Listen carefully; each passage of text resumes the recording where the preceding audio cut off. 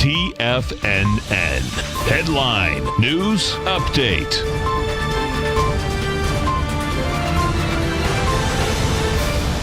Good afternoon, everybody. I'm Tommy O'Brien, coming to you live at 2 p.m. Eastern Time from TFNN headquarters in Clearwater, Florida, and it is Fed Day, and we are getting the announcement as we speak. So the Fed leaves rates unchanged, which was pretty much expected in the market. And what will be interesting here, and we're literally getting the statement within seconds as we come on the air, will be interesting to see here is what they change in their language as to their forecast for rates. So we had markets pretty much at even as we came into that news, and we're getting a bit of a pop. You got the Dow up about 37 points right now. S&P is positive by about a point, and NASDAQ positive by 15 points. Let's jump over to some of the headlines coming in. So here we are. So the Fed leaves rates unchanged, says inflation moved close to 2%. Fed sees inflation running near symmetric goal medium term. So this is literally 30 seconds after the news just came out. We're going to see a bunch of headlines coming over. Let's jump over to the Nadex platform and check in on some of those futures markets. So here's a little bit of volatility. S&P 500 getting about a 2-point pop initially in the first minute.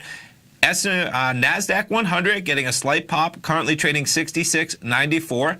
Dow 30, same deal, slight pop. You're only talking about 20 Dow points, so pretty marginal so far. 24,068, and again, the expectation was no rate change. That is what has happened. It'll be interesting to see what kind of language they have in their statement. Crude oil currently trading 67.55.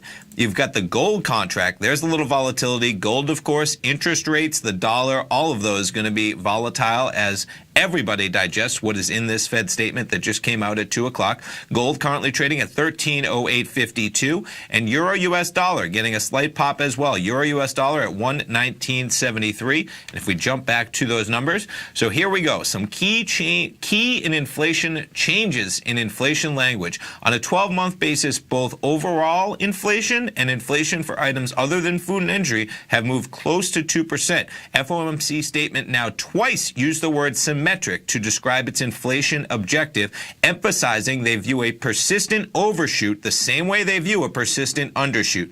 Risks to the economic outlook appear roughly balanced. No rate change as expected. Unanimous vote.